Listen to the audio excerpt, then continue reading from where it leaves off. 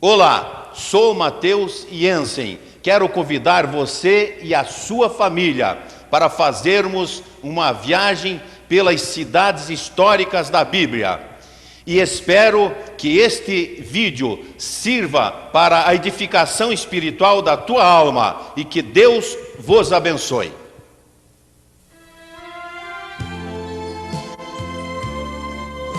O Egito tem hoje 60 milhões de habitantes, dos quais 18 milhões moram na capital, na cidade do Cairo. A religião oficial do Egito é o islamismo. 99% da população são muçulmanos. No museu da cidade do Cairo está toda a história do Egito antigo. Esta é uma escola de tecelagem onde as crianças aprendem a fazer tapetes que chegam a custar cerca de $20 mil.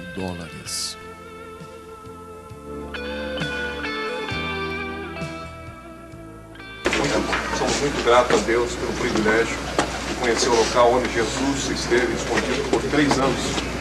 É importante. Muito obrigado. Essas são as famosas pirâmides do Egito. Essa maior que nós vemos ao fundo, ela tem 137 metros de altura.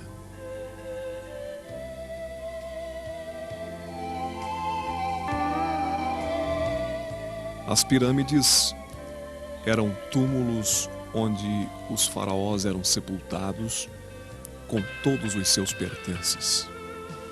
Temos a pirâmide de Quéops, de Quefrem e de Miquerinos. Esta é a mais antiga pirâmide de todo o Egito.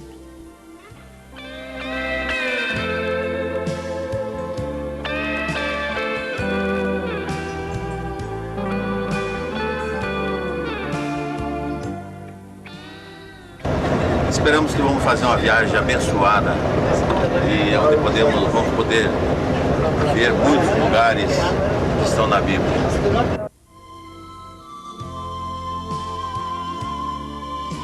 Nós acabamos de passar por debaixo desse canal que é conhecido como Canal de Suez em todo o mundo. Por aqui passam navios de um continente para o outro, do continente asiático para entrar no continente europeu. Os navios passam exatamente onde nós estamos agora. Estamos a caminho da Terra Prometida. Ao fundo se vê o Mar Vermelho. Mar este que o povo de Israel atravessou com os pés enxutos. O grande livramento que Deus deu à nação de Israel quando eram perseguidos pelo exército de Faraó. Este é o local onde Miriam dançou comemorando a passagem do Mar Vermelho.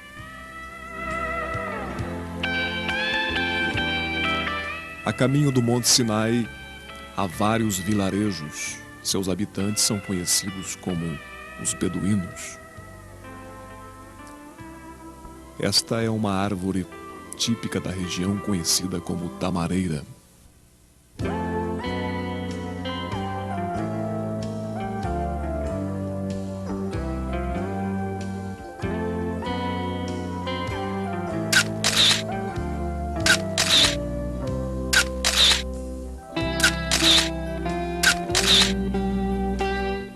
O pico conhecido como Monte Sinai, onde se presume que Israel recebeu a lei, situa-se perto da ponta meridional da península.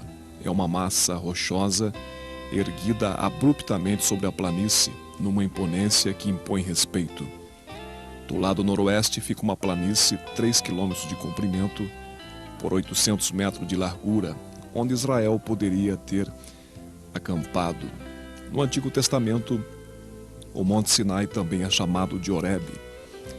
Tendo ultrapassado Mara e Elim em sua viagem, os israelitas atingiram o Monte Sinai no 3º mês depois da partida do Egito, segundo o Êxodo capítulo 19, versículo 1, e se acamparam ao pé de uma planície de onde o topo do Sinai era visível.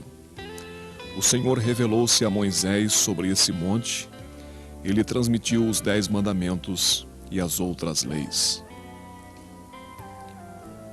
E Moisés levou o povo fora do arraial ao encontro de Deus e puseram-se ao pé do monte. Nisso todo o monte Sinai fumegava, porque o Senhor descera sobre ele em fogo, e a fumaça subiu como a fumaça de uma fornalha, e todo o monte tremia fortemente. E crescendo o sonido da buzina cada vez mais, Moisés falava, e Deus lhe respondia por uma voz. E tendo o Senhor descido sobre o monte Sinai, sobre o cume do monte, chamou a Moisés ao cume do monte, e Moisés subiu. Ó, quão bom e quão suave é que os irmãos vivam em união. Tirai do teu peito as alpargas, desçamos no monte Sinai.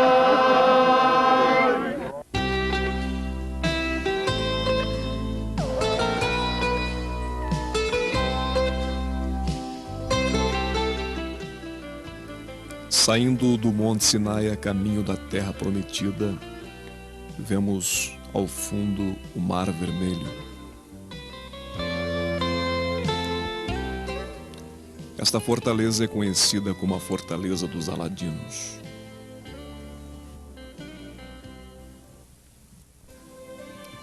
Israel conta hoje em dia com mais de 5 milhões de habitantes, dos quais 81% são judeus e 19% árabes.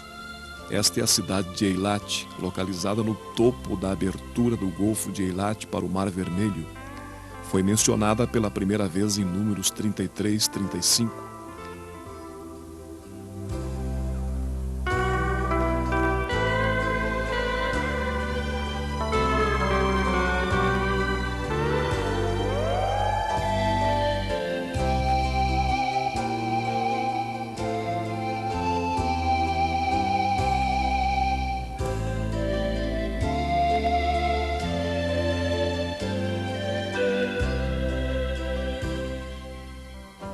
O Mar Morto tem 64 quilômetros de extensão por 16 de largura. A extremidade norte é muito profunda, em alguns lugares com 300 metros. A terça parte do sul não vai além de 5 metros de profundidade e na maioria dos lugares tem menos de 3 metros. Escritores antigos geralmente pensavam que os locais das duas cidades de Sodoma e Gomorra ficaram sepultados debaixo das águas do Mar Morto.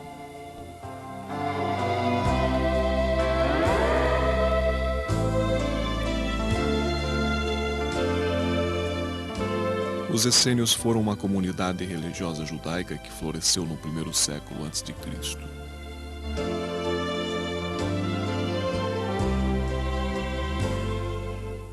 Bem, meus queridos, nós estamos aqui nas ruínas da cidade de Jericó. O que vocês podem ver aqui eram as casas, os arqueólogos descobriram há alguns anos atrás, depois de escavações, descobriram que debaixo dessas ruínas está a famosa cidade de Jericó.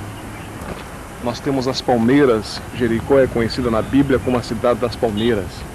Essa é a cidade mais antiga do mundo. Tem, segundo os arqueólogos, 4.000 anos de existência. O povo de Israel passou, se vocês olharem lá ao fundo, lá está as montanhas da Jordânia. Ao pé daquele monte fica o rio Jordão. O povo, Moisés ficou naquele lado, para lá fica o Monte Nebo, onde Moisés avistou a terra, mas não pôde entrar. O povo passou com os pés enxutos o rio Jordão, segundo relata a Bíblia, capítulo 3 do livro de Josué. E o povo não tinha para onde ir, porque aqui à esquerda tem essas grandes montanhas que vocês podem ver. Inclusive aqui tem um monte da tentação. Todos acreditam que foi nesse monte, onde existe hoje ali uma fortaleza, foi ali que Jesus foi tentado, foi provado durante 40 dias sem comer e sem beber. E o diabo veio por 3 vezes lhe fazer propostas. Aqui embaixo estava a cidade de Jericó. Josué, voltemos ao caso de Josué. Josué, ele tinha as montanhas do lado de cá e ele tinha a montanha do lado de lá. E ele precisava conquistar a terra. porque aqui começa toda a Palestina, aí está para cima, aqui ao norte está toda a Palestina, atrás desse monte fica a cidade de Jerusalém. Josué precisava conquistar isso daqui, mas no meio havia um grande problema, um grande empecilho, que era a cidade de Jericó, muros fortificados, isso aqui era uma fortaleza. E Josué, então, dirigido por Deus, ele deu a volta 7 dias nessa cidade com o povo, e tocando buzinas. No sétimo dia diz a Bíblia que eles rodearam a cidade 7 vezes. E então todos tocaram a buzina, e as muralhas de Jericó ruíram, foram por terra, e eles conquistaram a cidade. Logo depois conquistaram também a cidade de Ai, que deve ficar logo aqui por perto. E Jesus, muitos anos depois, ele passou por aqui. Na sua última vez que ele foi para a cidade de Jerusalém, aqui é caminho para Jerusalém. A última vez que Jesus passou por aqui, ele curou o cego Bartimeu.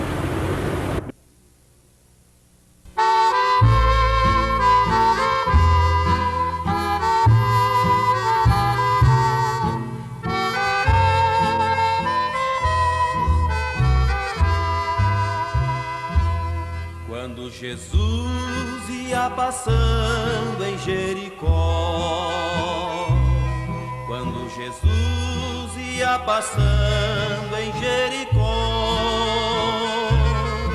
vi um homem a clamar, pelo seu nome a chamar: Jesus, filho de Davi, de mim tem dó.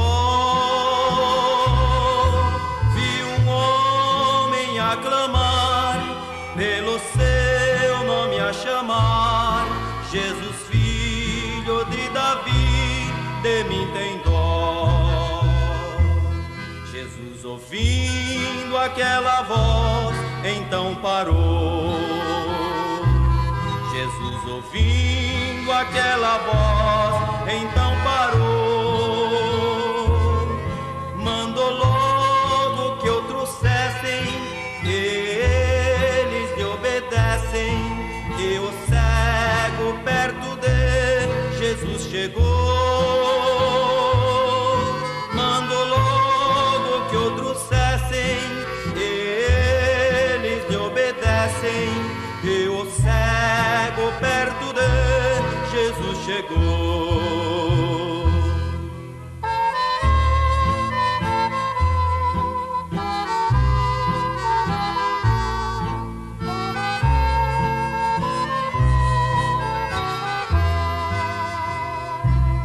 Jesus, olhando para o cego, perguntou. Jesus, olhando para o cego, perguntou: o que queres que eu te faça? E o cego, com confiança, pediu logo que eu veja, ó Senhor. O que queres que eu te faça? E o cego, com confiança, pediu logo que eu veja, ó Senhor. Jesus respondeu para o cego ver. Jesus respondeu para o cego ver. Para aquele pecador, nessa hora a luz raiou. Vai em paz, a tua fé já te salvou. Para aquele pecador, nessa hora a luz raiou. Vai em paz, a tua fé já te salvou.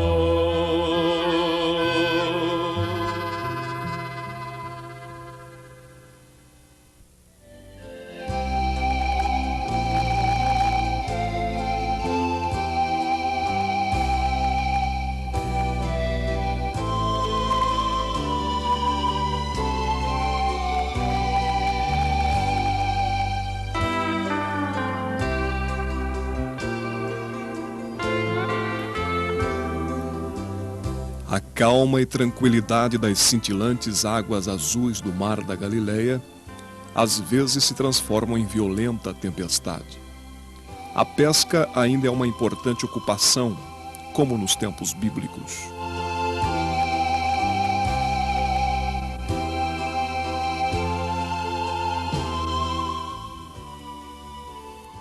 Muitas coisas aconteceram aqui.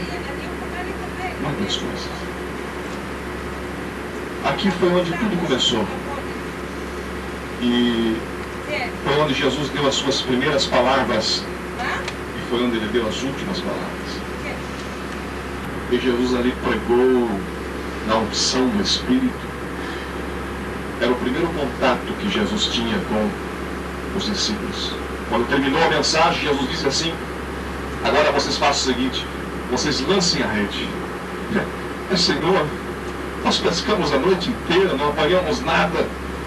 Jesus disse, mas lancem a rede. Senhor, no mar alto, onde dá peixe não deu, aqui, mas lancem a rede. Tá bem, sobre a tua palavra, lançaremos a rede. E eles lançaram, e diz a Bíblia que foi necessário um outro barco vir ao encontro dos discípulos, porque era grande a quantidade de peixe. E eles ficaram atemorizados. Jesus disse, não se atemorizem. De hoje em diante, vocês serão pescadores de homens. Sigam-me! Eu acho interessante a frase que diz assim, e eles deixando tudo, seguiram-no.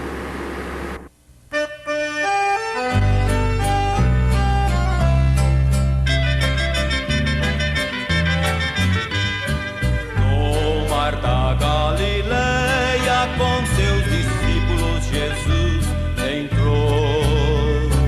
Como havia paz na polpa do barco, Jesus se deitou. E cansado, se pôs a dormir. Levantou-se a tempestade, com veracidade os quis submergir.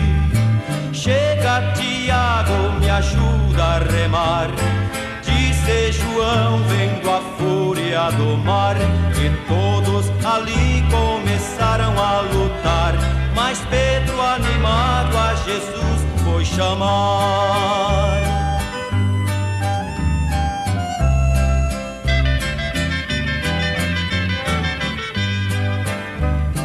Pedro, chegando a Jesus, disse, bom mestre, vem nos valer.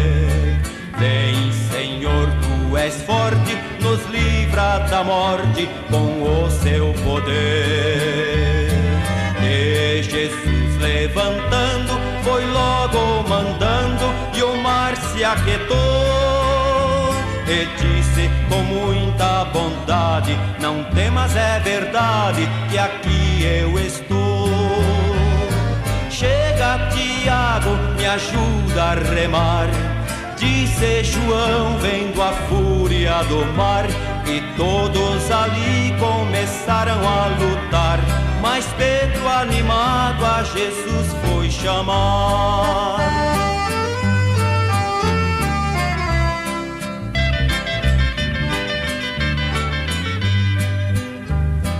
Se no mar desta vida estais naufragando, Senhor Salvador,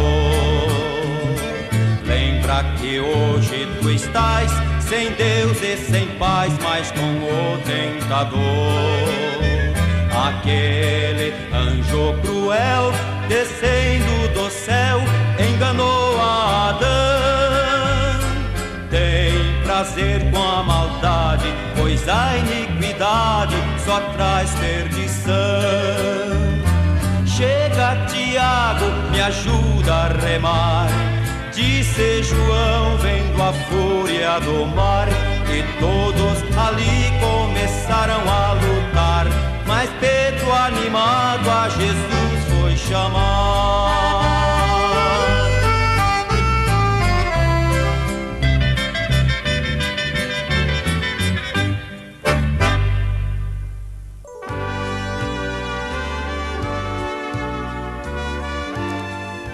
Jesus, pois, vendo as multidões, subiu ao monte, e tendo ele se assentado, aproximaram-se os seus discípulos, e ele se pôs a ensiná-los. Este é o local onde Jesus pronunciou as palavras que estão em São Mateus capítulo 5, 6 e 7, conhecido como as bem-aventuranças.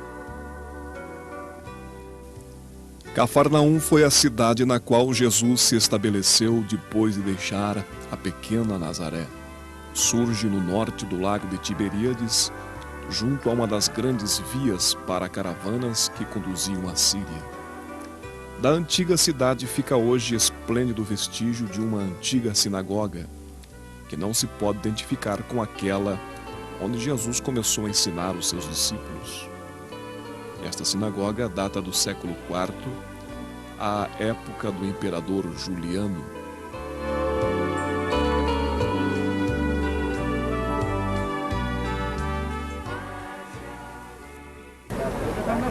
Amados, nós estamos aqui no Monte Tabor, segundo a tradição bíblica. Aqui foi o Monte da Transfiguração, onde Pedro, Tiago e João foram convidados por Jesus a subir, a orar com ele. Quando Jesus orava, ele se transfigurou diante dos discípulos.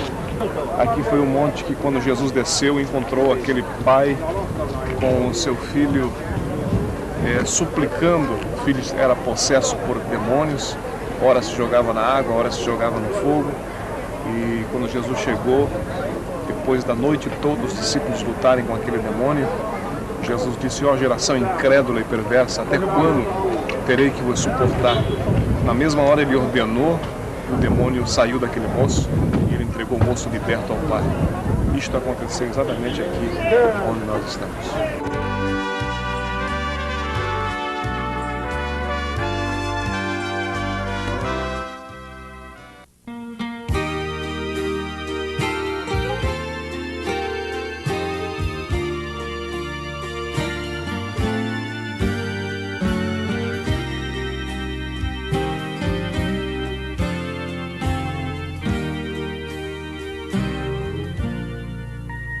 Ao chegar ao rio e a jornada findar e a distância esta vida ficar,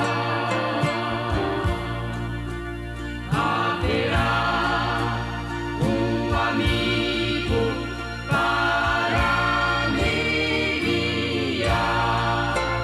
O Jordão eu não passarei só. O Jordão eu não passarei só. Jesus Cristo meu guia eficaz.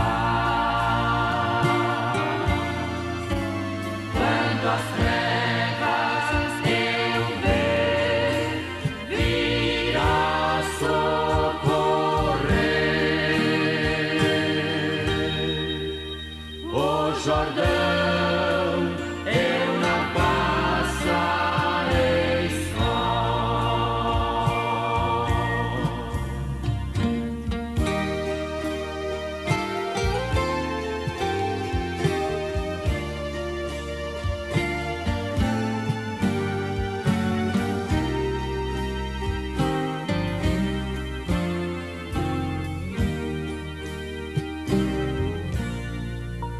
Muitas vezes cansado e triste aqui, parece amigos não ter, mas pensamento, alegria amiga.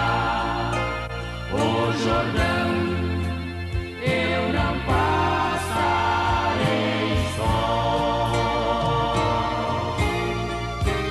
O Jordão eu não passarei só.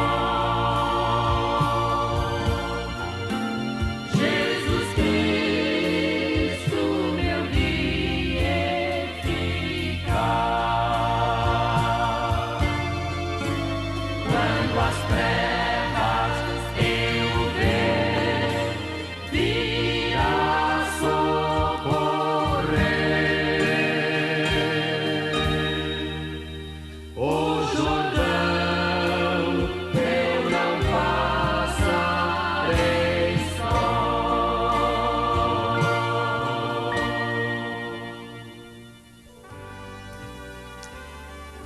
Foi em Caná que Jesus realizou seu primeiro milagre, a transformação da água em vinho durante um casamento.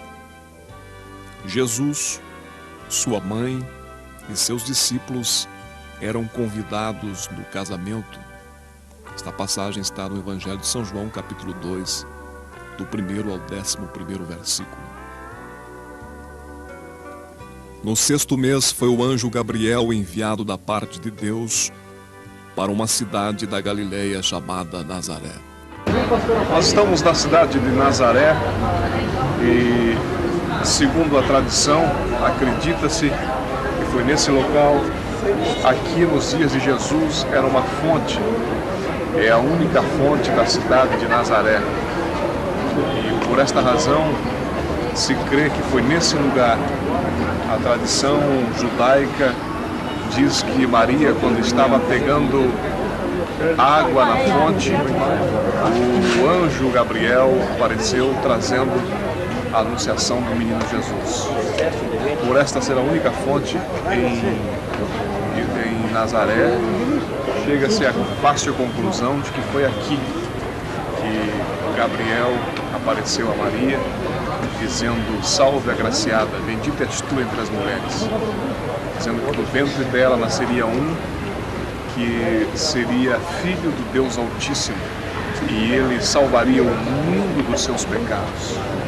Um lugar muito importante para o mundo cristão.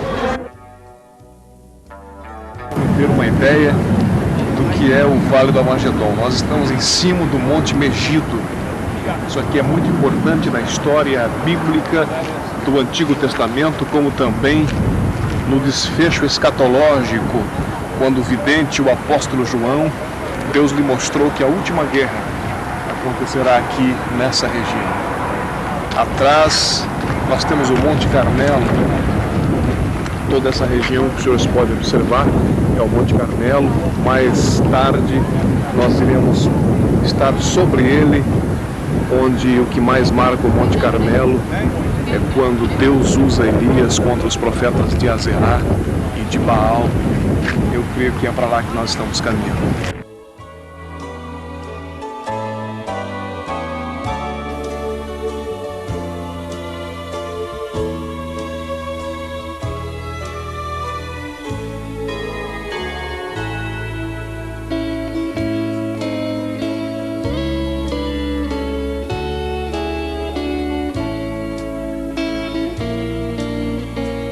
Estamos num local histórico de grande significado.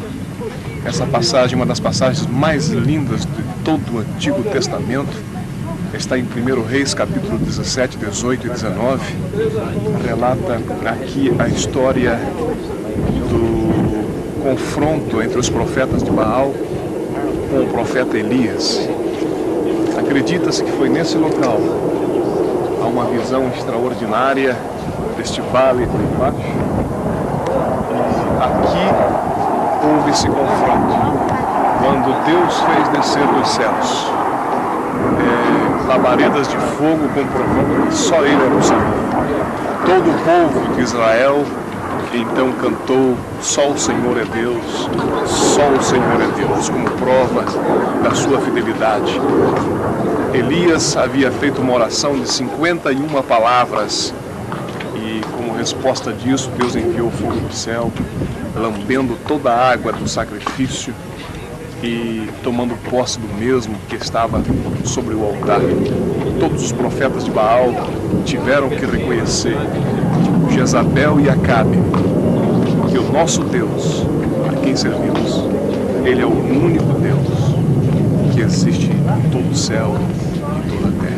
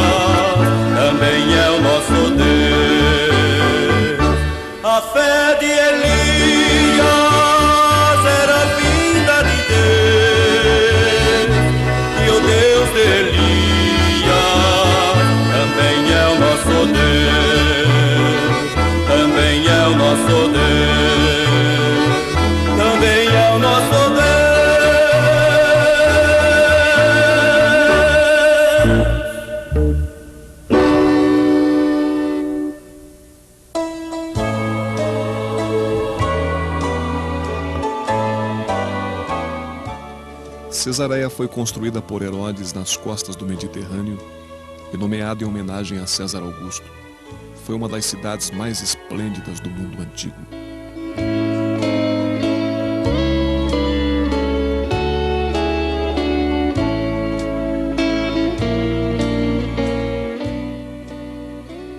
Para mim foi um prazer muito grande, estou com saudade. Vocês ouviram a minha gravação, que deixou o programa gravado das 11 às 11h30.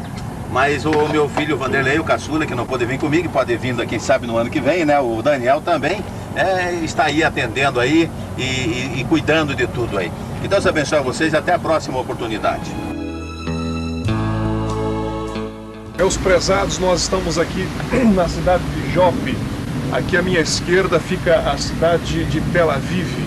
Nós estamos hoje em Jope, o que marca biblicamente a história dessa cidade. É claro, hoje ela está muito modificada, são muitos anos de história, inclusive isso aqui foi conquistado pelos turcos, foi conquistado pela Inglaterra também, que modificaram a arquitetura dessa cidade. Nós estamos sobre a antiga cidade de Jope, mas o importante é saber que aí, nas minhas costas, onde estou apontando o mar Mediterrâneo, foi nesse mar, foi aqui mais ou menos, segundo a nossa guia, foi aqui que aconteceu o fato de Jonas ter descido e tomado o barco com destino a Tarsis, na Espanha. Deus ordenou que ele fosse para a cidade de Nínive, mas ele, querendo fugir da direção de Deus, ele tomou um navio em posição oposta. Aqui então marca o local de desobediência de Jonas. Outro detalhe que marca a cidade de Jope, onde nós estamos, no Novo Testamento, aconteceu com o apóstolo Pedro. A Bíblia diz que ele orava na casa do Simão, o curtidor, aqui na cidade de Jope, quando teve uma visão extraordinária. A visão em si mostrava que o Evangelho, na interpretação de Pedro, ele logo teve discernimento para saber que o Evangelho não era apenas para os judeus, mas também para os gentios. Ele se assustou, Deus repetiu a visão para ele, e então ele não se conteve, porque do jeito que o Espírito de Deus havia lhe comunicado, que chegariam algumas pessoas procurando por ele, e que ele obedecesse e fosse aonde aqueles homens queriam que ele fosse. E ele se prontificou. No final da visão, bateram na porta da casa de Simão o curtidor, e era alguém enviado de Cornélio, de Cesareia. Nós passamos agora há pouco em Cesareia, nas ruínas de Cesareia, ao norte aqui de Jope. E quando ele chega na casa de Cornélio, ele começa a pregar a palavra de Deus. Diz a Bíblia que o Espírito do Senhor desceu sobre Cornélio e sobre toda a família, e eles foram batizados com o Espírito Santo. Os gentios receberam ali o Evangelho, receberam ali as línguas estranhas. Esses dois fatos, Jonas, no Antigo Testamento, existe o livro de Jonas, são 4 capítulos que contam a história. E nós temos também o fato de Simão Pedro, o apóstolo Pedro, como é conhecido, ter recebido aqui na cidade de Jope, na casa de Simão o curtidor, essa revelação extraordinária da parte de Deus. Isso nos alegra no espírito de sabermos que estamos mais do que simples arqueologia. Nós estamos aqui em cima de história bíblica, a veracidade das Escrituras Sagradas.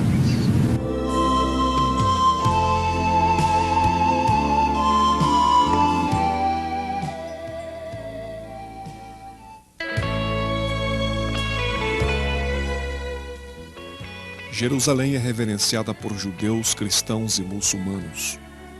É a cidade louvada pelos profetas, glorificada pela literatura e pela liturgia e cantada pelos poetas de hoje como no passado. Ao entrar em Jerusalém, Salém, na época, foi recebido por Melquisedeque e foi lhe servido pão e vinho.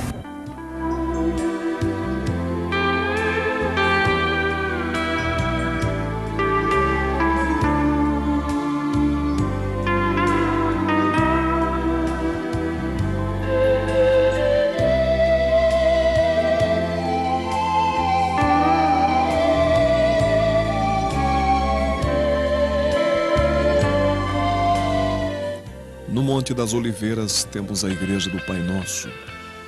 Aqui foi o local onde Jesus ensinou a seus discípulos a oração de Deus, o Pai Nosso.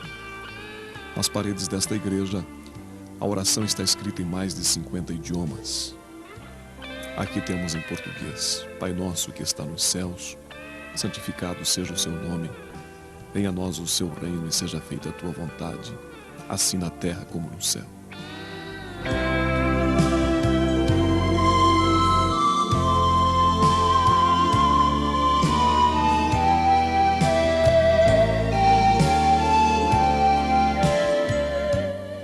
A palavra Getsemane deriva do hebraico, que significa local onde se prensa azeitonas. Aqui, Jesus e seus discípulos passaram as suas últimas horas antes da sua prisão. Nós vamos fazer a leitura de um texto da Palavra de Deus referente a esse local, Getsemane ou Getsemane.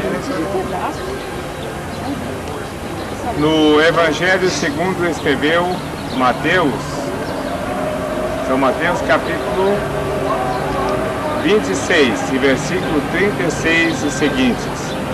Em seguida foi Jesus com eles a um lugar chamado Getsemane e disse aos seus discípulos: assentai-vos aqui enquanto eu vou ali orar. Para que se cumprisse, levou sozinho, ou somente ele, suportou todas as nossas cargas, todos os nossos pecados. Nem aqueles 3 mais íntimos conseguiram ajudá-lo. Eles dormiram e o mestre, a sós com o Pai, exclamou: Pai, se é possível, passa de mim esse cálice. O quê? Passa de mim essa carga tão pesada.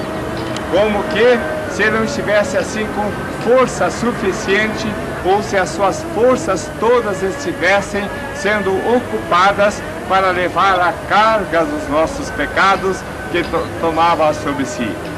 É o primeiro local, a primeira oportunidade, quando vemos a expressão de que ele tomou sobre si as nossas cargas, as nossas enfermidades, levou sobre si, e pelas suas pisaduras, pelo seu sofrimento, somos nós sarados.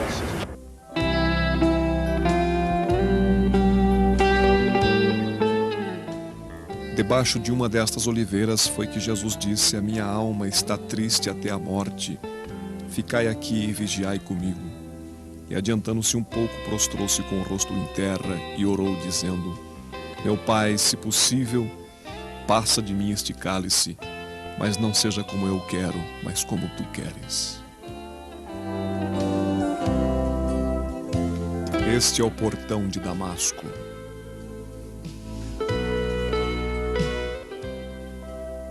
Na capela inferior da igreja do cenáculo encontra-se o túmulo do rei Davi. Sobre o túmulo estão colocadas coroas de prata dos rolos de Torá. Judeus vêm orar no túmulo de Davi durante todo o ano, mas especialmente na festa da colheita, data de sua morte.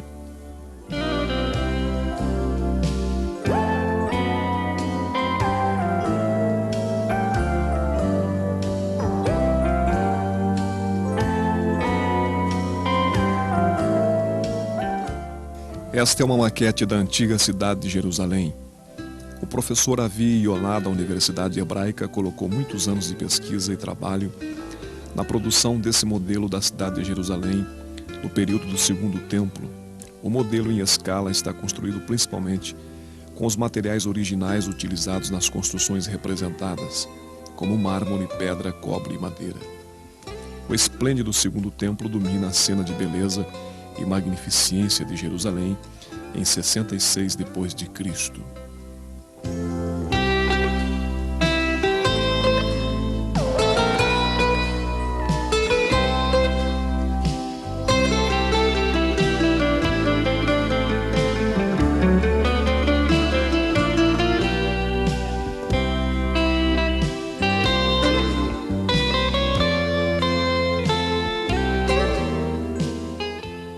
Olhando-se do local onde Pedro negou a Jesus, vê-se a cidade de Jerusalém, situada no topo dos montes da Judéia, que é a cidade sacra à humanidade.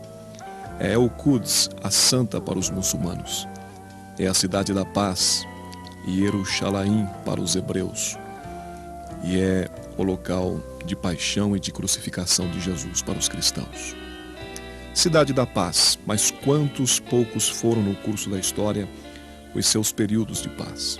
Jerusalém foi invadida e saqueada por egípcios, babilônios, gregos, romanos, persas, muçulmanos, cristãos e turcos. Este é o local onde Jesus esteve preso na noite de quinta-feira. E estando ele ainda a falar, eis que veio Judas, um dos 12, e com ele grande multidão com espadas e varapaus, vinda da parte dos principais sacerdotes e dos anciãos do povo. Ora, o que o traía lhes havia dado um sinal, dizendo: aquele que o beijar, esse é, prendei-o. E logo aproximando-se de Jesus, disse: salve, Rabi, e o beijou. Jesus, porém, lhe disse: amigo, aqui vieste? Nisto, aproximando-se eles, lançaram mão de Jesus e o prenderam.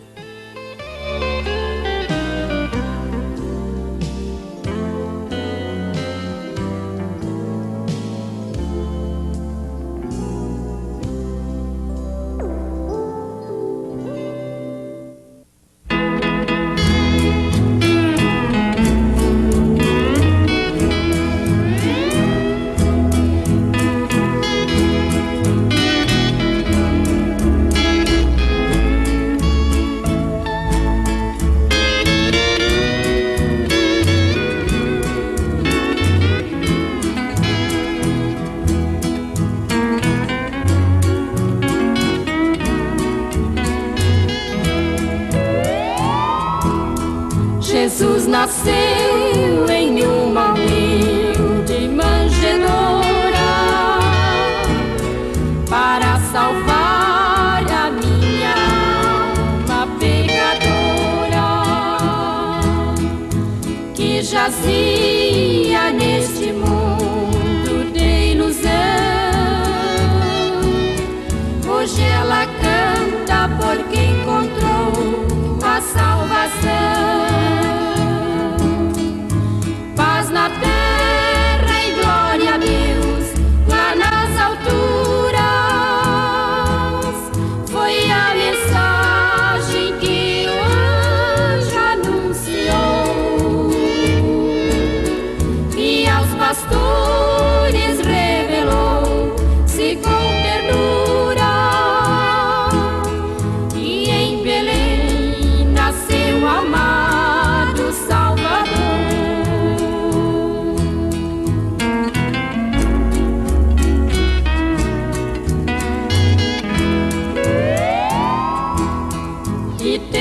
Pois Jesus nascido em Belém, vieram todos do Oriente a Jerusalém e adoraram o menino Redentor que veio ao mundo trazer a paz ao pecador. Na terra e glória a Deus, lá nas alturas, foi a mensagem que o anjo anunciou, e aos pastores revelou-se com ternura, e em Belém nasceu o amado Salvador.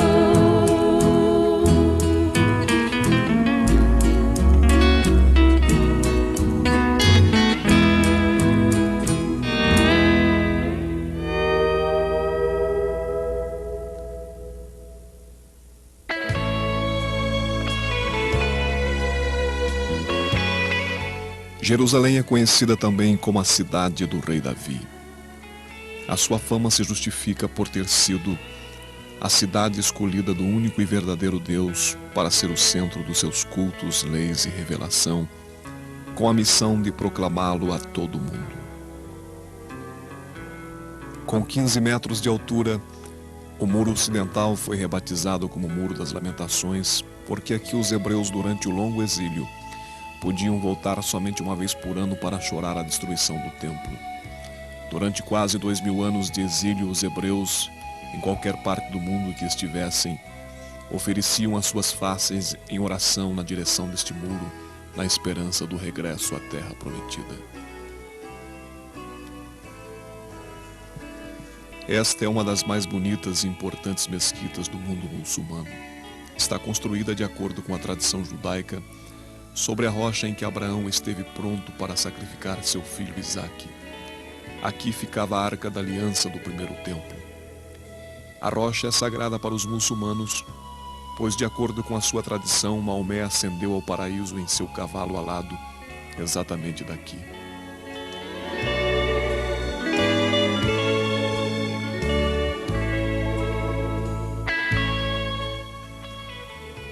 Em 1871, escavações levadas a efeito junto à igreja de Santa Ana descobriram ruínas de 2 grandes tanques retangulares, conforme está descrito em João capítulo 5, versículo 2. Ora, em Jerusalém, próximo à Porta das Ovelhas, há um tanque chamado em hebraico Betesda, o qual tem 5 alpendres. Nestes jazia grande multidão de enfermos, cegos e mancos e ressecados, esperando o movimento das águas. Aqui Jesus realizou um dos seus milagres curando um paralítico. Acredita-se que carneiros eram lavados num desses tanques antes de serem sacrificados no templo.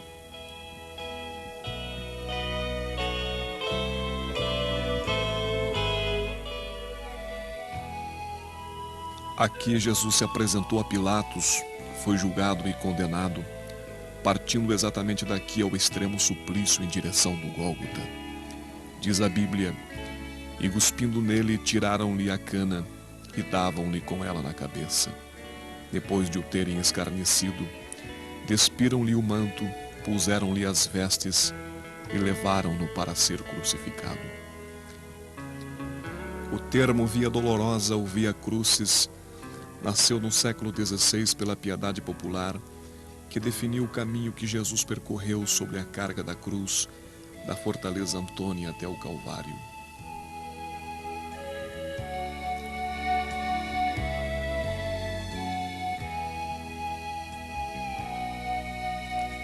Existe só um lugar nas vizinhanças de Jerusalém que tinha e ainda tem o nome do Monte Caveira. É uma saliência rochosa de uns 10 metros de altura, tendo impressionante semelhança com uma caveira humana. E diz a Bíblia, quando chegaram ao lugar chamado Gólgota, que quer dizer lugar da caveira, deram-lhe a beber vinho misturado com fel, mas ele, provando-o, não quis beber.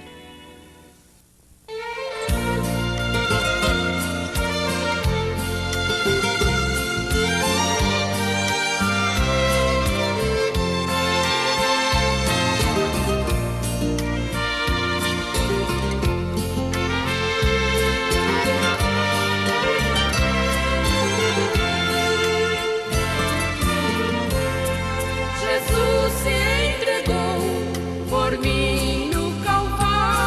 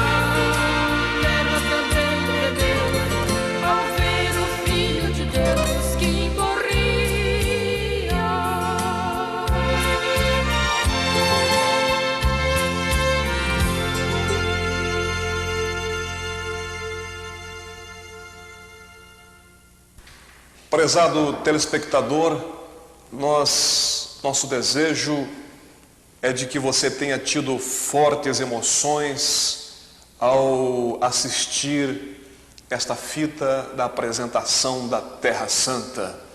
Nós que estivemos lá pessoalmente, pisando nos lugares sagrados, tivemos fortes emoções, fomos tomados algumas vezes pela presença de Deus. Como, por exemplo, eu sei que cada um da caravana que fizemos, fomos em número de 37 irmãos, passamos 11 dias entre a Holanda, Egito e Israel, e eu sei que as emoções foram diferentes, cada um tem um testemunho para dar daquilo que mais lhe marcou nessa viagem.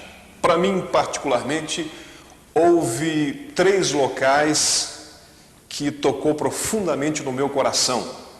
Eu gostaria de compartilhar, depois de você ter assistido essa fita, tenho certeza que você vai se lembrar no momento em que falarmos acerca desses momentos. O primeiro deles foi no Egito.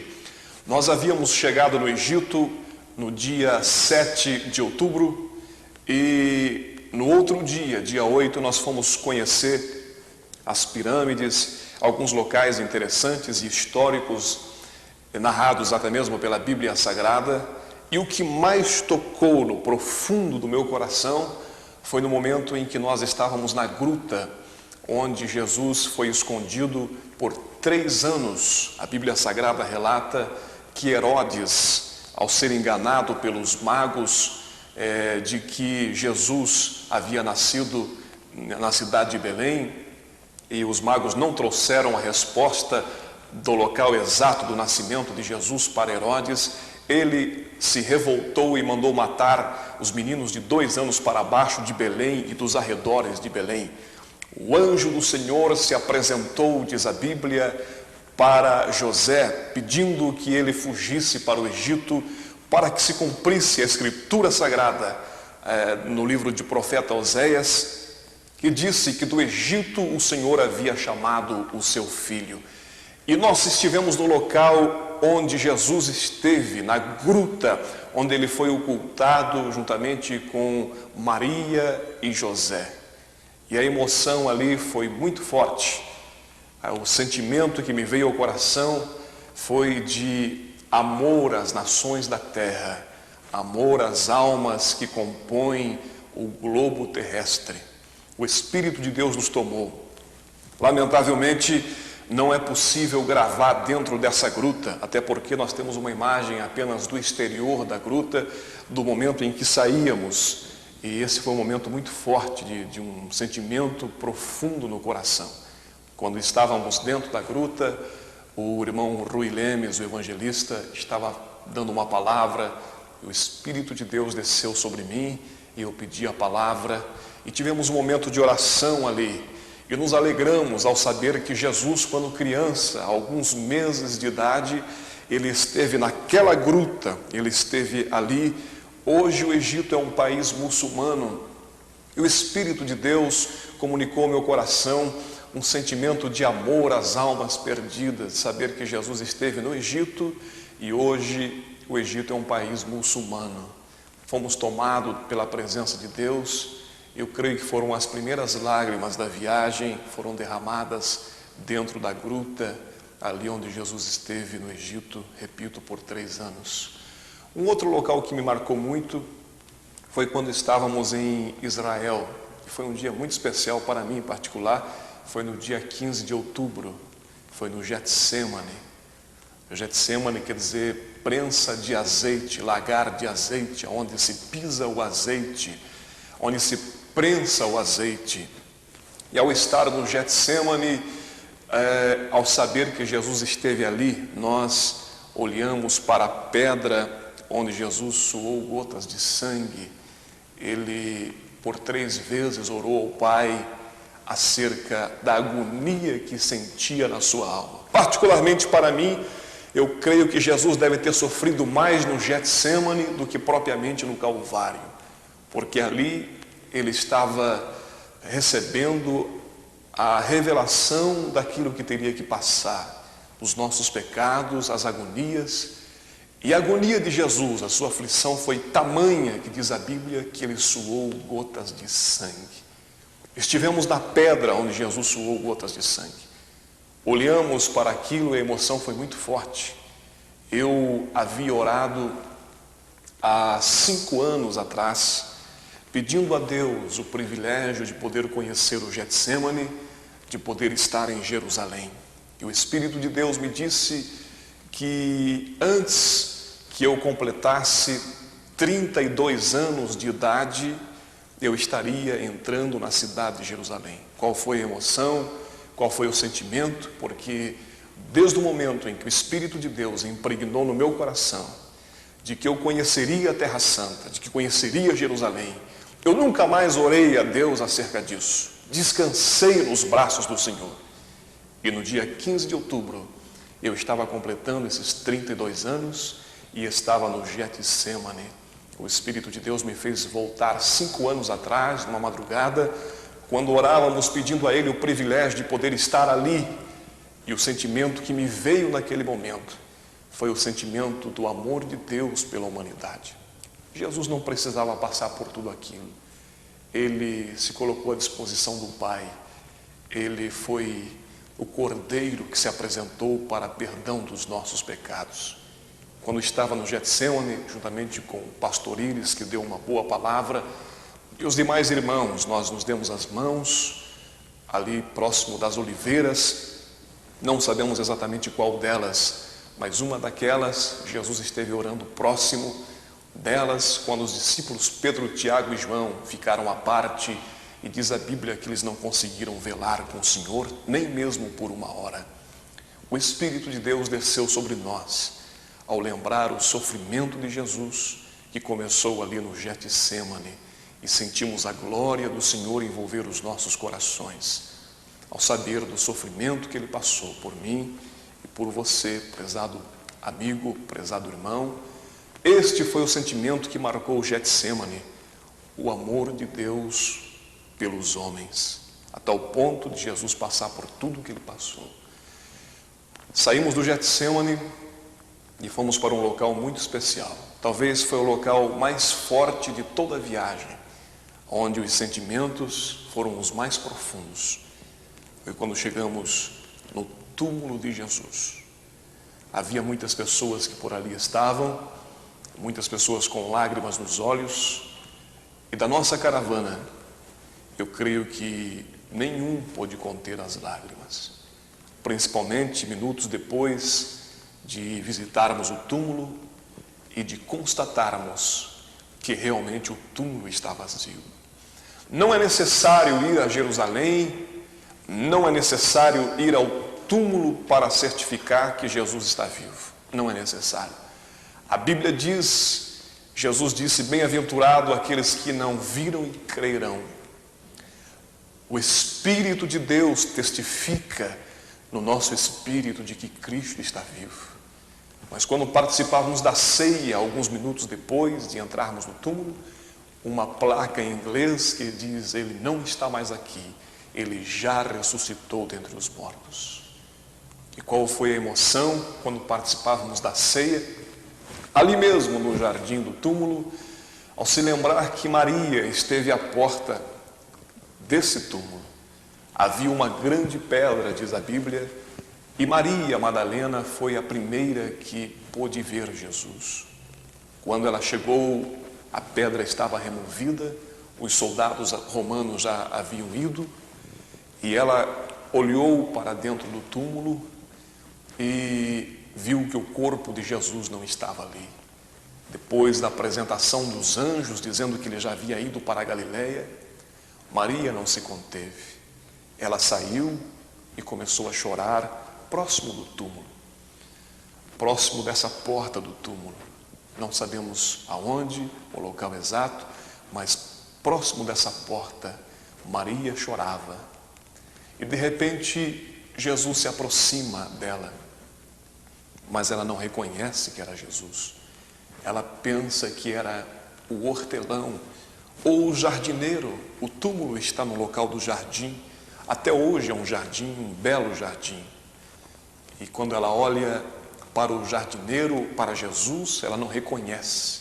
Ela pensa que era o jardineiro, diz a Bíblia. E Jesus olha para ela e diz: por que choras? E ela diz: porque levaram o meu Jesus. Diga-me onde o puseste, e eu o levarei para mim mesma. Quer dizer, Maria amava tanto a Jesus, que ela queria Jesus, mesmo que fosse morto, mas ela queria tê-lo junto a si. E de repente Jesus então exclama dizendo: Maria. E quando Jesus usa esta palavra, citando o nome de Maria, os olhos dela se abrem e ela reconhece que aquele que estava na frente dela era o Cristo ressurreto, aquele que veio ao mundo para morrer pelos nossos pecados e ressuscitar para a nossa justificação. E Jesus diz: Maria, não me detenhas, eu vou para a Galileia, como vos havia dito, para cumprir toda a Escritura. Qual a surpresa de Maria de ter este primeiro encontro com a pessoa de Jesus. Ela sai e conta para os demais discípulos de que Jesus havia ressuscitado. Me lembrei no momento do túmulo, há muitas coisas que lembram o túmulo vazio. Um outro fator significante do túmulo vazio é com respeito aos discípulos de Emaús, que andaram durante mais de 10 quilômetros. Emaús está a 12 quilômetros da cidade de Jerusalém. E a Bíblia diz que era um domingo à tarde, quando dois dos discípulos, um se chamava Cleófas, já não havia mais motivos para estar em Jerusalém. Afinal, Jesus havia morrido. Fazer o que em Jerusalém? Continuar ali para quê? Eles haviam abandonado tudo na aldeia de Emaús para poderem seguir a Jesus. Mas de repente Jesus morre. Não existe mais motivo para estar ali. E Cleófas convida o seu amigo para voltarem para a aldeia. Quem sabe voltar à pescaria, voltar às atividades de um camponês, voltar às suas atividades normais. E domingo à tarde, na manhã, na madrugada deste dia, Jesus havia ressuscitado. Mas a notícia havia chego até eles, mas eles não tinham forças para crer. Era demais para eles a notícia de que Cristo havia ressuscitado. E eles então, voltando para Emaús, Jesus aparece para os dois. Mas os olhos fechados, eles não viram, não compreenderam, não entenderam que era Jesus. Quantas vezes Jesus está tão junto a nós, mas as lutas, as adversidades e os problemas da vida não nos deixam ver que é Ele que está ali conosco. Mas Ele prometeu estar todos os dias conosco. E quando os discípulos chegam na pequena aldeia de Emaús, convidam-no, dizendo: já é tarde, fica conosco esta noite. Pouse aqui em Emaús e amanhã o Senhor continua a sua viagem. Até então não sabiam que era o mestre da Galileia que estava com eles. E Jesus entrou, diz a Bíblia, para passar a noite ali na aldeia de Emaús. O que me toca foi no momento do partir do pão, em que em Emaús, Cleófas e o seu companheiro colocaram o pão à mesa, e era costume pedir que o visitante, o hóspede, desse a bênção sobre o pão. Jesus toma o pão de sobre a mesa, e eu creio que com a outra mão ele a levanta para os céus e diz: Pai, eu te dou graças por este pão. E nesse momento foi um momento ímpar, porque Cleófas, assentado à mesa com o seu companheiro, olharam um para o outro e se lembraram: eu já ouvi esta oração, eu conheço esta oração de algum lugar, já vimos este homem. E o Espírito lhes revela, os olhos se abrem e eles reconhecem que aquele que estava orando pelo pão era o Cristo ressurreto, que havia ressuscitado na madrugada deste dia. E diz a Bíblia que eles imediatamente correm para Jerusalém, onde os demais discípulos estavam no cenáculo, e eles voltam em disparada, dizendo: olha, verdadeiramente o Messias, o Cristo de todos está vivo, ele esteve conosco lá em casa, na aldeia de Emaús. Isto me fez lembrar o sentimento que me veio ao coração no túmulo, do jardim do túmulo. Foi a promessa de Jesus dizendo que ele estaria todos os dias conosco. Prezado telespectador, amigo, você não está só. O Senhor está com você, aí onde você está. Esteja passando pelo que você esteja. Há momentos difíceis na caminhada e na jornada cristã, mas há uma promessa, e eu creio que Jesus não estava brincando quando ele disse: estarei convosco todos os dias até a consumação dos séculos. Receba uma renovação de Deus na tua alma neste dia. O Espírito de Deus, que nos deu o privilégio de estar no jardim do túmulo, ele está com você aí onde você está agora, renovando as tuas forças. Renove os teus propósitos, renove as tuas energias e saiba que Cristo está vivo. Ele é a esperança da glória, ele é a esperança das nações. Ele está com você aonde você for. Sinta a sua presença. Que Deus te abençoe em nome de Jesus.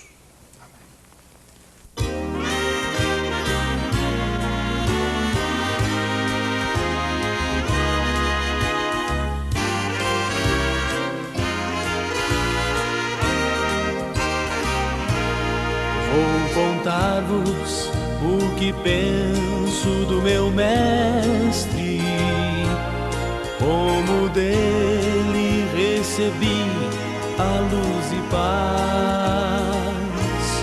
Ele mudou-me, eu bem sei completamente, como Cristo nenhum outro satisfaz. Sempre cuidará de mim, meu mestre, com desvelo e compaixão sem fim. Nenhum outro tira a culpa do pecado. Oh, como ele ama-me.